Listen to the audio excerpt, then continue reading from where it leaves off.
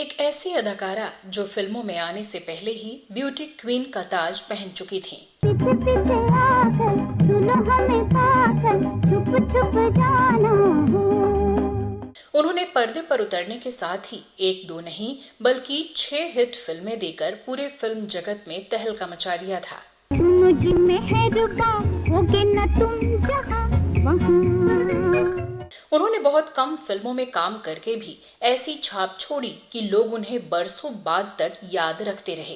ये कौन आया कि मेरे दिल की दुनिया में बाहर आई। लेकिन क्या आप जानते हैं कि उन्होंने अपने जमाने के सदाबहार हीरो से फिल्म के सेट पर ही गुपचुप तरीके से शादी कर ली थी और फिल्मों को अलविदा कह दिया था। भगा के ले जाऊं तो? ले जाओ, लेकिन ले कहाँ जाओगे? मैं तो तुम्हारे घर में ही हूँ। क्या आप सोच सकते हैं कि फिल्मों में आने के बाद अदाकारा का रूप और असली नाम और सरनेम सब कुछ बदल दिया गया था। आँखों में जादू पहला बादल में जादू। और क्या आप यकीन करेंगे कि एक लंबी चौड़ी पारिवारिक विरासत के बावजूद वो करीब 6 दशक से गुमनाम जिंदगी बिता रहे हैं। लाख जमाने वाले डाले दिलों पे ताले कौन थी वो अदाकारा और कैसे एक ईसाई परिवार से होने के बावजूद वो बन गई फिल्म जगत के सबसे चर्चित हिंदू परिवार की बहू। आजा पंछी अकेला है। क्यों उन्होंने अपना उभरता हुआ करियर अपने प्यार के लिए खत्म कर दिया और क्यों हैं वो फिल्म इंडस्ट्री व समाज की नजरों से दूर? जानेंगे और भी बहुत कुछ, बस बने रहिए हमारे साथ। जाए तो जाए कहाँ समझेगा। नमस्कार दोस्तों, आप देख रहे हैं ड्रामा सीरीज इंडियन और मैं हूँ श्वेता जया। आज के इस वीडियो में हम बात करेंगे 50 के दशक की बहुचर्चित अदाकारा कल्पना कार्तिक की, जिन्होंने अपनी पहचान एक अभिनेत्री और सहायक फिल्म निर्माता के रूप में बनाई थी। की जाए चुंदरिया हमारी हो राम ढल की जाए। इस अदाकारा का वास्तविक नाम था मोना सिंघा और उनका जन्म 19 अगस्त 1931 को लाहौर, पाकिस्तान में एक पंजाबी ईसाई परिवार में हुआ था। उनके पिता लाहौर डिवीजन के अंतर्गत गुरदासपुर के बटाला में तहसीलदार थे। साल 1947 में भारत पाकिस्तान बंटवारे के बाद उनका परिवार शिमला आ गया था, जो उन दिनों भारत के पंजाब प्रांत का हिस्सा था। 7 भाई बहनों में सबसे छोटी मोना ने शिमला के सेंट बीट्स कॉलेज से अपना ग्रेजुएशन पूरा किया। वो बेहद खूबसूरत और स्मार्ट थीं, इसीलिए अपनी पढ़ाई के दौरान ही उन्हें ब्यूटी क्वीन मिस शिमला चुने जाने का अवसर प्राप्त हुआ। खास बात ये रही कि जब वो मिस शिमला चुनी जा रही थीं, उस वक्त वहां बॉम्बे के मशहूर फिल्म निर्माता और अभिनेता देवानंद के बड़े भाई चेतन आनंद भी मौजूद थे। वो मोना के रिश्तेदार भी थे और वहां अपनी पत्नी उमा आनंद के साथ आए थे। उन्हें मोना का खूबसूरत चेहरा बहुत पसंद आया और उन्होंने अपनी अगली फिल्म में काम करने का प्रस्ताव रख दिया। उन्होंने मोना से अपनी पारिवारिक जान पहचान होने के कारण अपनी नवोदित फिल्म कंपनी नौकेतन में शामिल होने के लिए मना लिया। मेरा गाना बहुत पसंद किया था। सिर्फ गाना? कहते थे बम्बई आना, काम दिलवा दूंगा, बहुत नाम हो जाएगा। इस तरह मोना को हिंदी फिल्मों में काम करने का मौका आसानी से मिल गया। उन्हें नौकेतन फिल्म्स में चेतन आनंद द्वारा फिल्म बाजी में काम करने का मौका मिला। ये फिल्म 1951 में रिलीज हुई थी, जिसमें उन्होंने देवानंद के साथ अभिनय किया। ये कौन आया कि मेरे दिल की दुनिया में बाहर आई। उन्होंने बाद की सभी फिल्मों में भी देव साहब के साथ ही काम किया। फिल्मों में काम करने के दौरान उनका नाम मोना सिंघा से बदलकर कल्पना कार्तिक कर दिया गया। उन्हें ये नाम चेतन आनंद द्वारा ही दिया गया था। उनकी पहली फिल्म बाजी का हिट होना एक बड़ी सफलता थी और ये भारतीय सिनेमा में एक मील का पत्थर बन गई। दिल की कहानी अपनी जुबानी तुमको सुनाने आई हूँ। कल्पना ने इस फिल्म में डॉक्टर का किरदार निभाया था। बाजी के प्रोड्यूसर देवानंद थे, मगर इस फिल्म का निर्देशन गुरु दत्त ने किया था। पहली ही फिल्म में इनके साथ देव आनंद और गीता बाली जैसे कलाकार काम कर रहे थे। कल्पना कार्तिक ने इस फिल्म में अच्छा काम किया और उनके काम की तारीफ पहली ही फिल्म से होने लगी थी। मैं बिल्कुल भूल गई थी, पिताजी सब नाराज होंगे। मुझे अफसोस है कि मेरी वजह से आपको नहीं, वो क्या गया कर देर हो गई तो। यही कारण था कि लोग इन्हें पहचानने भी लगे थे। फिल्म में भी देवानंद के साथ इन पर कई गाने फिल्माए गए थे। वैसे इस फिल्म में कुल 8 गाने थे। फिल्म के 6 गाने केवल गीता दत्त ने गाए थे। छोड़ के साथ पिया मुंह ना मोड़ो, मन की बात पिया मान लो। बाजी के बाद अगले साल यानी सन 1952 में आई फिल्म आंधिया नौकेतन फिल्म्स के बैनर तले बनी इनकी दूसरी फिल्म थी, जिसमें इनके काम को खासी सराहना मिली।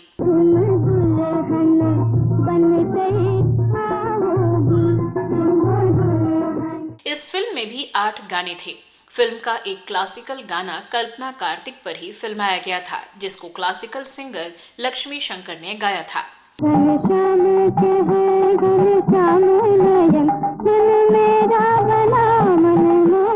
वैसे तो फिल्म को दर्शकों ने ज्यादा पसंद नहीं किया, लेकिन इसके सभी गाने खासे लोकप्रिय हुए। इन फिल्मों ने कल्पना कार्तिक को इंडस्ट्री में स्थापित कर दिया था। हालांकि कई ऑफर मिलने के बावजूद उन्होंने किसी और बैनर के लिए काम नहीं किया। अगले साल यानी सन 1953 में आई कल्पना कार्तिक की अगली फिल्म हमसफर भी कुछ खास नहीं चली। इस फिल्म में भी देव आनंद के साथ इनकी जोड़ी देखने को मिली। ये फिल्म भी नौकेतन फिल्म्स द्वारा बनाई गई थी। फिल्म के गाने लता मंगेशकर और किशोर कुमार व गीता दत्त ने गाए थे। इस फिल्म के म्यूजिक डायरेक्टर अली अकबर खान थे और इस फिल्म के गीतों को साहिर लुधियानवी ने लिखा था।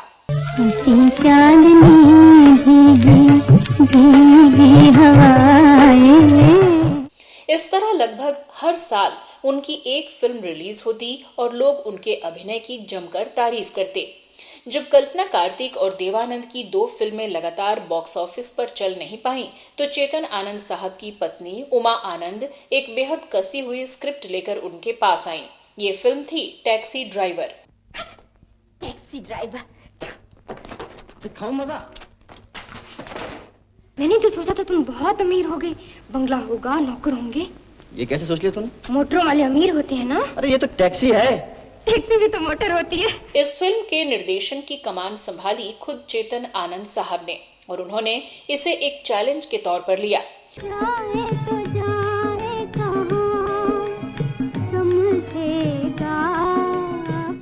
फिल्म की शूटिंग बंबई की सड़कों पर हुई, जिसमें स्पेशल इफेक्ट्स डालने के लिए टैक्सी के पीछे एक कैमरा बांधकर शॉट फिल्माए गए। इस फिल्म के डायलॉग विजय आनंद के लिखे हुए थे। टैक्सी ड्राइवर, ये क्या कर रहे हो? जिस पर जो कौड़ी का आदमी भी जिस पर पुलिस सड़कों पर रोक जमाता है। टैक्सी चलाओ।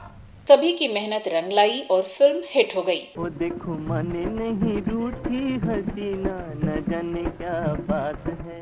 देवानंद के साथ कल्पना की जोड़ी में बनी यह फिल्म इनकी सफल और एक चर्चित फिल्म थी।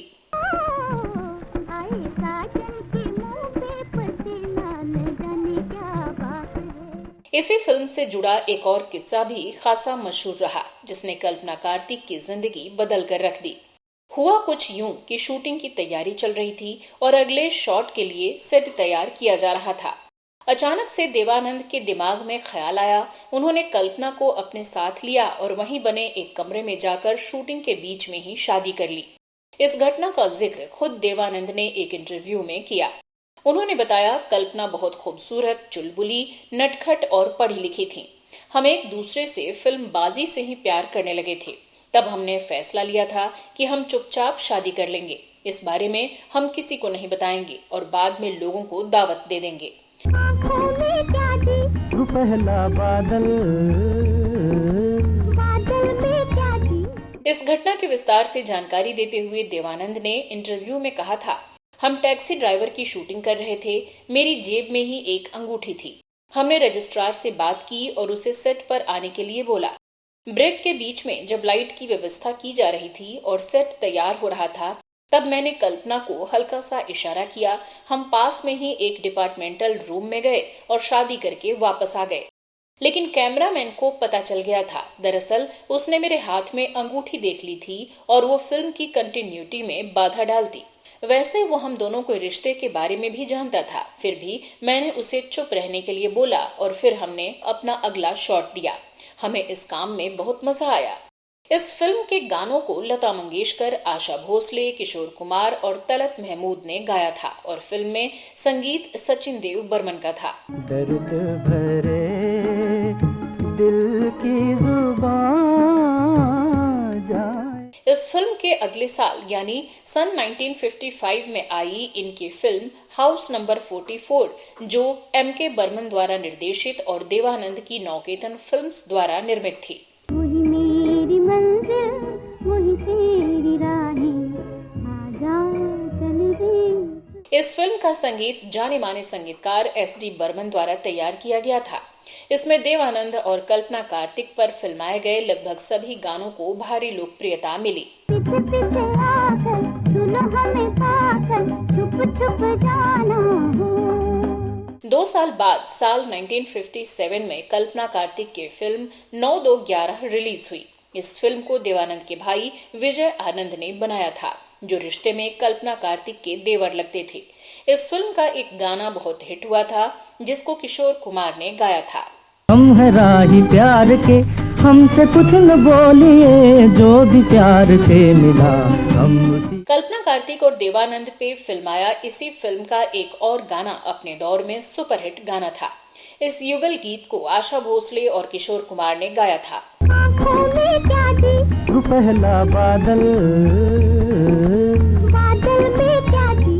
मजरूह सुल्तानपुरी के लिखे गीतों को संगीत से संवारा था S.D. बर्मन साहब ने।